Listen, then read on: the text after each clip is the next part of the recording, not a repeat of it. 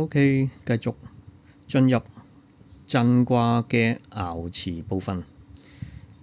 雷雷震，咁所以上卦下卦都係雷噶啦嚇。咁首先由下卦開始，雷頭先我都講咗少少啊。雷就係擔憂咁解啊。古人望住個天空，突然之間好響行雷，咁其實佢就係擔心，好憂慮。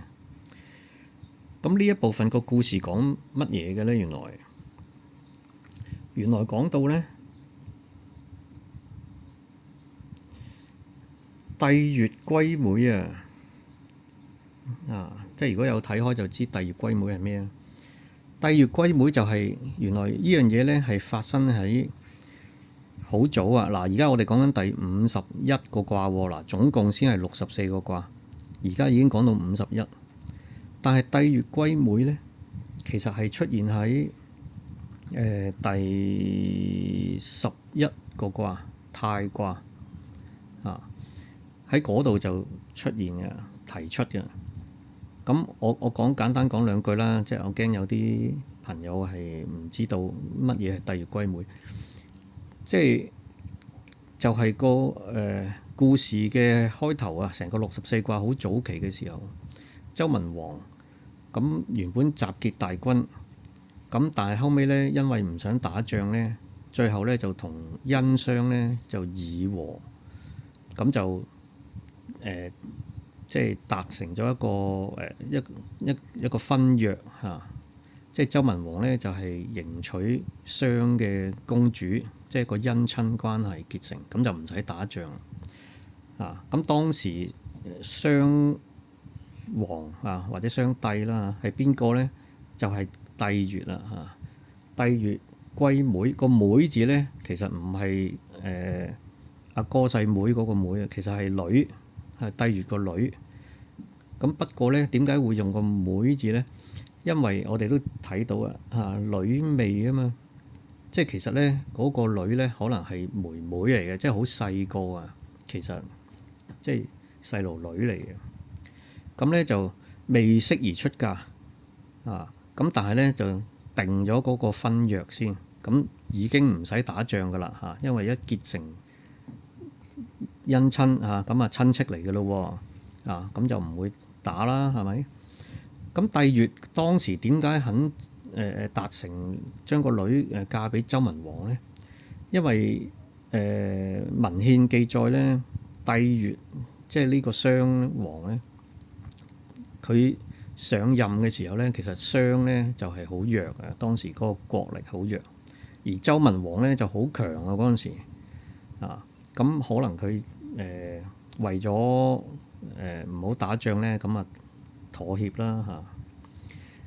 咁事隔咗幾多年呢？由嗰陣時到現在而家去到震卦呢一刻咁係大概係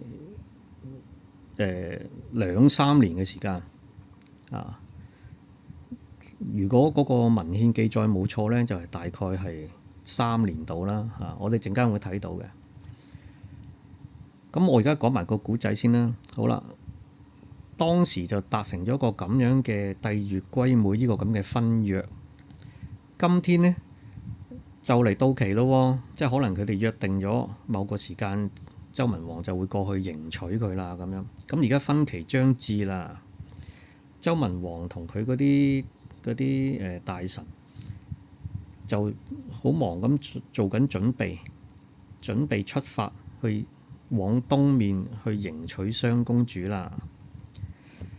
但係點知咧，喺呢個時候竟然地震喎！邊度地震？喺周原嗰度發生咗地震周人呢，慌忙咁樣去逃命嗱，我哋望一望嗰個地圖我睇下點樣清楚啲先咁樣啦嗱，我哋見到呢，右下角崇城就係啱啱之前井卦頂卦，即係攻佔咗嗰個，唔係攻佔啊，sorry，係奪取咗嗰個崇侯府嗰個城，其實就喺嗰個位置嘅，即係右下角嗰個位置。咁周文王個大本營周原其實就喺個督篤嗰度。咁而家就喺嗰附近嗰度咧，就發生大地震啦！咁點算咧？原本係諗住即係去即係迎娶公主嘅，即係搞婚事嘅。原本係 OK 好嗱。咁呢個地震咧係咪純粹我自己作出嚟嘅咧？咁就唔係嘅。其實喺文獻，例如話《竹書紀年》入邊帝乙篇嗰度咧，佢嗰度就寫得好清楚。佢話3年，即係帝乙3年夏6月，即係中間嗰句唔好睇佢啦嚇。第3年然後6月嘅時候夏天，周地震啊！帝乙3年，咁我哋頭先話帝乙上任冇耐就將個女嫁咗俾周文王，而家佢呢度話3年就地震。咁咪就係3年咯，即係所以大概嗰個時間由佢定下婚約到而家呢一刻，周文王準備出發過去赴約就係大概3年即係除非呢度錯啦嚇。竹書紀年，竹書紀年嗰個可信性有幾高咧？其實不嬲都好多爭議嘅咁但係我自己個人嚟講咧，其實我覺得佢好多內容都幾吻合喎。其實咁之前啲人覺得有爭議咧，就因為同史記啊，即係嗰啲唔吻合。但係其實如果講嗰個內容嘅可信性咧，我自己覺得都好有參考價值嗱，將來有機會先再講呢個竹書紀年嗱。其實除咗竹書紀年咧，喺《呂氏春秋》入面都有一段咁樣寫。周文王立國8年歲6月又係6月喎，即係吻合喎。文王寢疾5日而地動呢個地動就係地震其實東西南北不出國交地震呢度都記錄咗呢件事嘅，其實係 OK 好。咁點呢？發生地震，咁第一次震完，周文王就開始思考啦。咁點算呢？呢啲地震即係可能會陸續有嚟嘅喎，咁就好憂慮啦，擔憂雷就係咁我哋睇下佢點諗啦即刻睇下佢點諗初九，首先初九佢話震來虢虢，後少言啞啞，就吉啦。震來虢虢，個虢虢係乜嘢嚟嘅咧？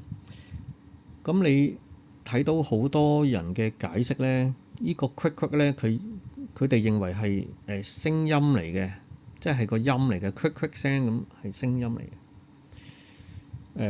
本人就唔認為係咁嘅，其實係乜嘢咧？個解釋就係每當地震嚟到嘅時候，震來就係地震到來。每當地震到來嘅時候，就立即害怕，即係好懼怕。懼怕到點呢？就係好似逃避老虎一樣咁懼怕。即係古時嗰啲人就係好驚老虎啦，當然就係老虎食人㗎嘛。要好似逃避老虎一樣，就係點樣逃避老虎呢？就係匿喺嗰啲石隙嗰度然後咧就去裝喺嗰啲罅縫嗰度咧，就裝嗰隻老虎即係躲藏啦。簡單講就係，所以震來虢虢咧，其實意思即係當地震嚟到嘅時候咧，就立即好驚，然後咧就匿埋躲藏，左躲右躲，即係躲嚟躲去。點解佢要兩個虢咧？唔係純粹疊字加強語氣，即係唔係咁簡單嘅嚇。我哋見64卦嗰啲爻辭，好多時都出現呢啲疊字。咁佢係有嗰個意思咧，就係唔止一次咁解嘅嚇。即係 quick quick 咁，我嘅翻譯就係左呢右呢啦，其實就係嚇。咁即係點樣咧？嗱，我呢度一幅想像圖就係咁樣，嗰啲人好驚匿喺嗰啲石嘅後邊，然後喺啲縫隙入面咧，即係透過個縫隙嗰啲石隙就去裝嗰隻老虎。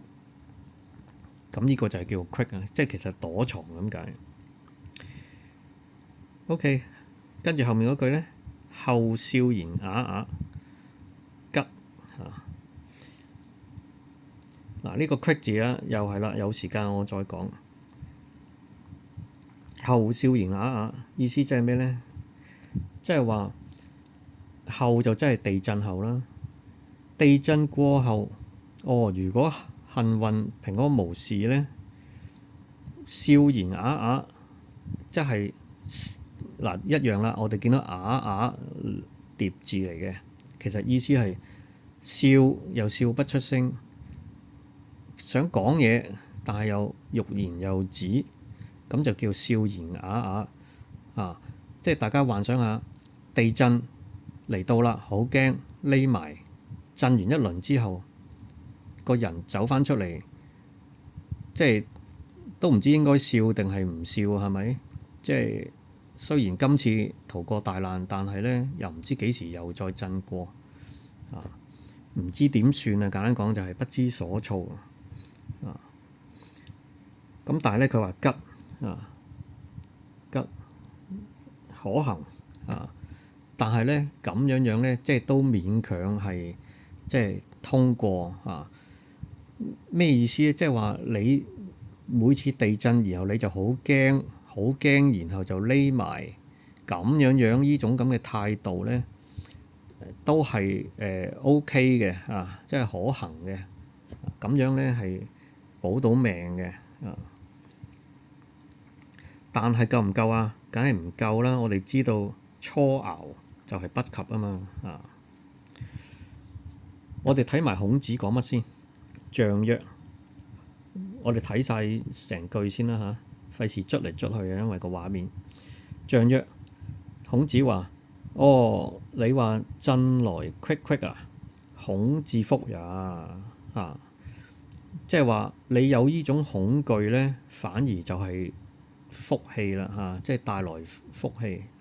即係你識驚咧，就反而你可能可以通過嗰次嘅地震。你唔識驚先至弊啊嚇，即係咁樣嘅意思。呢個孔子嘅意思。笑言啞啞又點咧？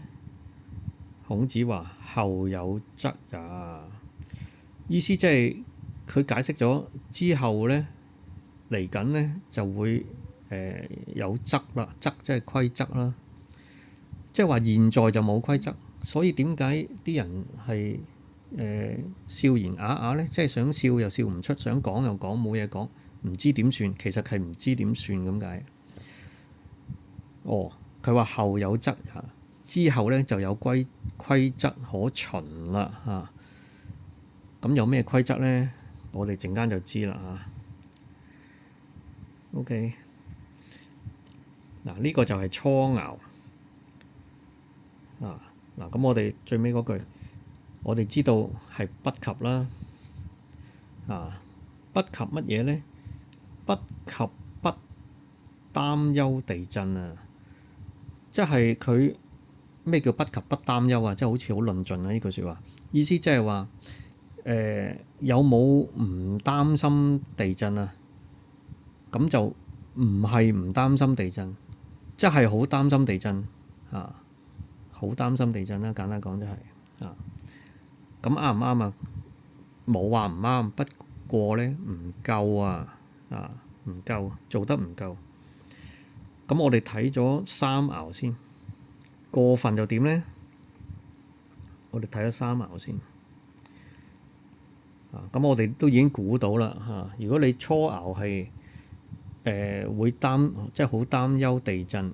咁你三爻就係即係另一個極端啦。其實就係過分嘅唔擔憂啊嚇。我哋睇下佢講乜。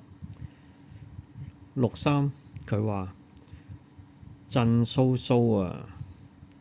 咩叫震蘇蘇咧？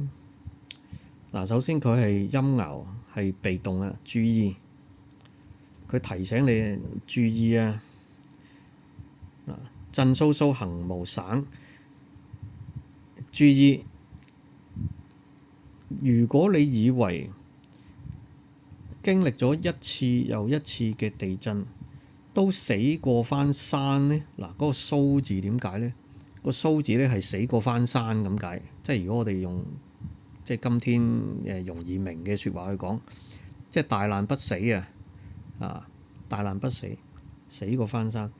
個蘇字點解係代表死過翻山呢？我哋見到個蘇字入面其實係有個魚字喺度啊嘛，係咪同魚有關啊？隔離有個禾字，其實佢早期係個木字嚟嘅啊。魚木啊，咁同死過翻山有咩關係呢？啊，咁嗱，我呢度簡單講一句啦，因為呢句好容易就講完。以前嗰啲古人咧，點樣去拎起嗰條魚嘅咧？即係你冇袋㗎以前，咁佢哋咧就可能係揾嗰啲樹枝咧，就插住嗰個魚腮嗰度啊，咁樣去提魚啊，即係拎起嗰條魚，用啲樹枝插落個魚腮嗰個位置。咁佢哋發現咧，原來咁樣做咧，嗰條魚就離開咗水啦嚇。咁可能拎去另一個地方，然後放翻嗰條魚落水咧，嗰條魚係唔會死嘅喎。原來咁所以呢個蘇字咧，其實就係代表唔死得大難不死，死過翻山，即係咁樣嘅意思嘅咁所以喺呢度嚟講咧，震蘇蘇點解係兩個蘇啊？又見到疊字嗱，我哋呢個震卦咧真係好，我哋點樣欣賞佢？易經咧喺嗰個時代咧，其實係同詩經係都係嗰個時期啦，即係互相影響啦。即係易經應該係受詩經影響，佢係好押韻嘅同埋即係好刻意咁樣係有一個 pattern 咁震卦咧就係好多疊字嘅。震蘇蘇一次又一次，所以我嘅翻譯係唔止一次一次又唔死得，兩次又唔死得，咁佢就話之後咁啊點咧？就行無省啦嗰個省字咧，又讀醒啦，或者讀醒啦，其實真係等於反省嗰個省我哋見佢寫咧係生木啊嘛上面係個生字，下面係個木字。其實即係好似隻眼生嘢咁解即係隻眼好似望嚟望去好醒目，即係嗰種反省啊。其實係警覺性啦，直接啲講就係。其實呢個省字或者呢個醒字喺64卦其他卦咧都有出現嘅。反省咁解啦，簡單講警覺性。成句意思係咩啊？即係通順啲講一次，即係話你注意啊！如果你以為原來地震一次又唔死得，兩次又唔死得，咁唔使驚啦。咁我以後即係地震再嚟咧，我都唔需要理佢啦即係照行啦隻眼唔使周圍望啦，即係咁嘅意思。咁就係過分啦咁就係過分。孔子講乜嘢啊？為不當也啦即係唔適當啦你咁嘅諗法，當然就係唔適當。過分地不擔憂地震，所以就係頭先初爻就係不及不擔憂，而家就過分不擔憂即係兩個極端都唔啱。咁應該點啊？二爻就恰當啦，我哋知道二爻。6.2，我哋睇下佢點講。佢話震來厲啊，擠於九陵益喪輩勿逐七日得。六二即係都係被動，注意即係提醒你。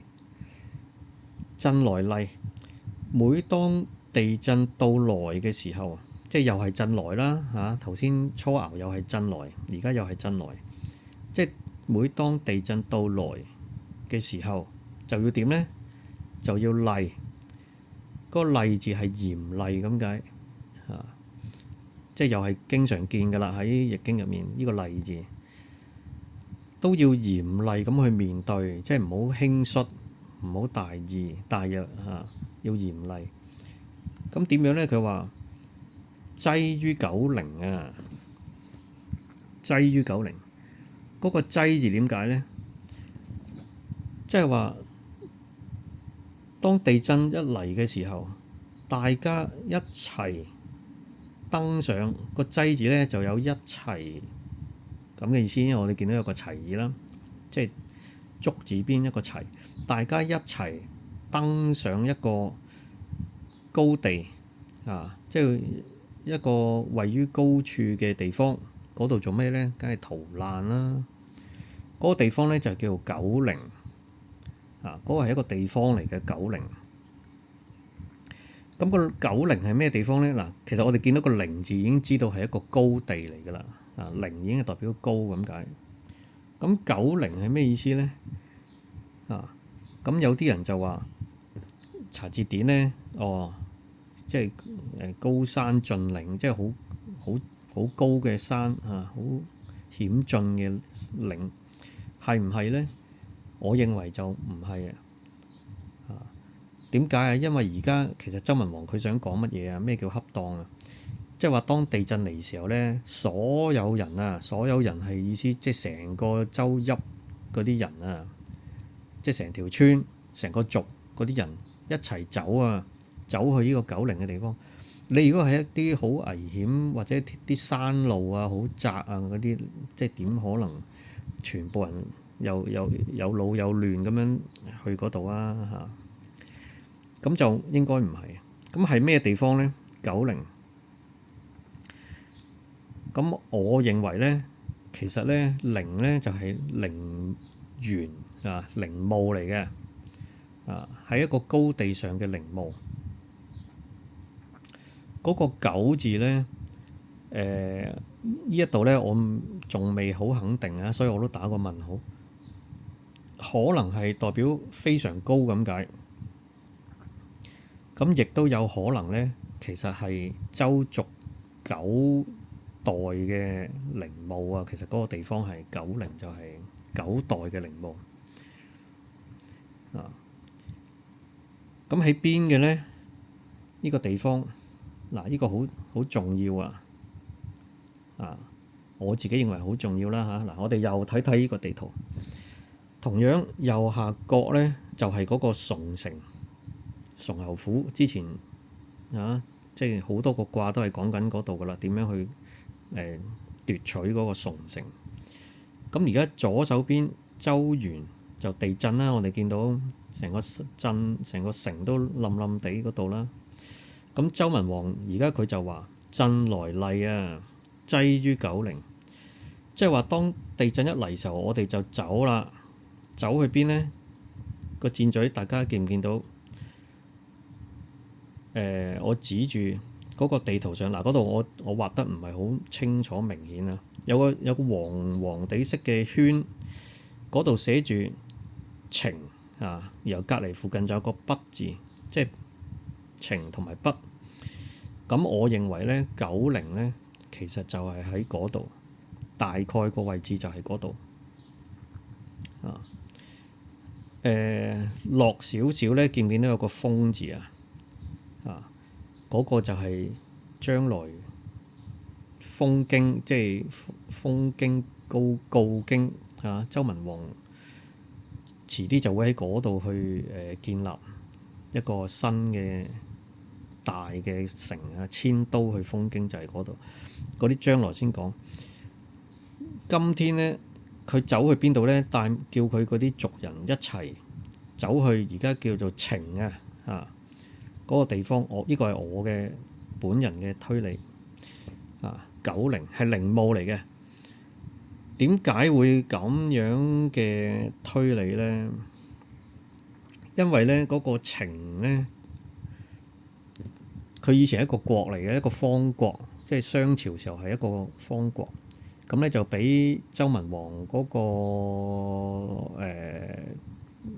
公壇父咧，即係阿爺咧，咁咧就奪取咗嘅，即係奉商王嘅命令就去奪取咗嗰個澄國咁然後最終咧就係葬咗喺嗰度嘅，即係佢啲祖先啊。其實周文王啲祖先咧就葬咗喺嗰度，所以咧係個陵就陵墓咁解，係高地嚟嘅。我哋見到佢咧係喺兩條河嘅中間即係渭水同另外上面嗰條河嘅中間，即係嗰度係一個高嘅地方嚟嘅，咁就唔怕地震啊。可能同埋點解要去嗰度咧？可能佢哋去慣啦即係嗰度係即係拜祖先嘅地方嚟噶嘛啲人可能識去條路係比較易行，即係咁樣樣。咁嗱，呢度牽涉幾個地方。第一個咧就係而家發生地震嗰度咧，嗰度就係周原。咁周原其實今天咧係已經即係變咗個遺跡，即係喺個好似遊客參觀嘅地方嘅咁呢個將來有機會講下，就係周族嗰個即係嗰個發祥地大本營嚟嘅封經之前嘅大本營就喺嗰度。咁另一個咧有機會又可以講下咧，就係周陵啦周陵喺邊嘅咧？周陵咧其實係喺而家地圖上面嗰個澄嗰個地方嘅西少少。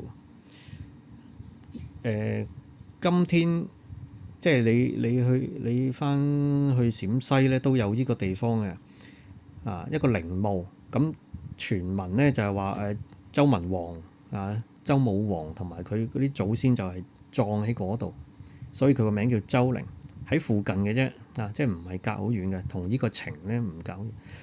但係唔係真係咧？即係周文王同佢啲祖先係咪真係葬喺嗰度咧？其實好多學者都指出咗唔係㗎啦，即係搞錯，嗰個係秦墓嚟嘅，應該唔係周嘅墓，係秦嘅墓不過喺附近咁所以咧，其實即係嗰一帶咧，其實都係好多呢啲即係以前嗰啲皇帝咧，嗰啲墓都係喺嗰一頭㗎澄呢個地方咧，澄國咧就反而係值得講下嘅。將來嗰啲將來先講啦。我哋今天最重要知道咧，就係周文王而家諗定啦，即係話萬一如果再地震，咁我哋所有人一齊走啦，走去邊度？走去九陵。九陵就係我推理咧，就係喺澄北澄即係嗰個地方。OK，嗱，繼續睇埋嗰個爻辭先，因為未講完啊，講咗頭兩句咋。震來厲，擠於九陵。跟住佢話：益喪輩勿續7日得。嗱，其實即係憑字面，我哋都唔難估啦佢個意思。益喪輩，益喪其實呢兩個字一齊解嘅，即係忘記咁解。簡單講就係忘記啦。輩就財物啦，即係唔係淨係錢嘅，即係財物，即係忘記嗰啲財物啦。嗰個益其實就係思憶嗰個憶即係通思憶個憶記憶即係你忘記佢咁解，喪咗啊嘛喪咗啲記憶，即係忘記佢咁呢個益喪咧，其實我哋整間6午嘅時候咧，我哋都會見到再一次出現嘅咁我哋嗰度就話益無喪，即係沒有忘記。而家呢度咧就話憶喪啊，所以就係忘記咁嘅意思啊。忘記咗嗰啲財物佢啦，佢話勿續啊，切勿去追逐啊，即係當地震嚟到嘅時候咧，忘記嗰啲財物啦，唔好去掛住去拎啦，即刻走啦。點解啊？佢話7日得啊，因為財物嗰啲咧身外物，一段時間之後咧就會再得㗎啦啊！佢嗰個7日嘅意思咧，七咧喺即係古時候中國咧，七係代表一個階段咁解啊！我哋好多嘢都係以七嚟做一個週期嘅，其實係啊7日得，即係意思即係話好快脆下一轉就會得返㗎啦啊咁樣，所以唔使去追逐啊逃生啦嚇，地震一嚟咧就即刻走啦咁樣嗱，呢個就係最恰當。睇埋孔子講乜先？孔子話：震來厲，你話震來厲，成剛也啊！成剛又係成日見嘅啦，意思即係嗱，我如果口語少少講咧，意思即係都唯有係咁啦啊！即係你話地震嚟嘅時候就要嚴厲地去面對啊，其實都只可以係咁啦嚇。頂硬上啦，剛就係硬啦，係咪？即係意思頂硬上啦。即係如果再口語俗少少咧，我哋話硬食啦，硬食啦，即係其實係好貼切㗎嚇。即係個解釋我自己認為成剛也啦，即係迎難而上啦，即係咁嘅意思啊嗱，咁樣咧就係恰當啦。我哋見到6.2呢個就係恰當啦。恰當地乜嘢咧？不擔憂嗰個地震即係話係唔係要驚到匿埋唔敢喐，匿喺啲石罅嗰度石嘅後邊，好似鼻老虎咁驚咧？又唔係。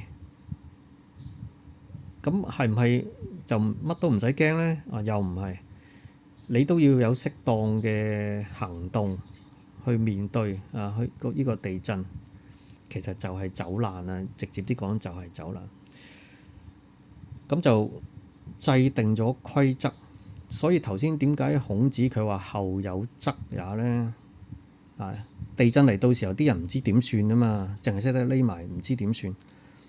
而家咧就知點算啦因為周文王定咗呢個規則。當地震嚟嘅時候，我哋就走啦唔好諗啦，唔好執嘢啦咁就係最恰當啦。OK，第一部分爻辭第一部分就係咁樣啦。我哋睇到周文王佢講咗點樣係一個最恰當應對地震嘅做法。OK，呢部分嚟到呢度先啦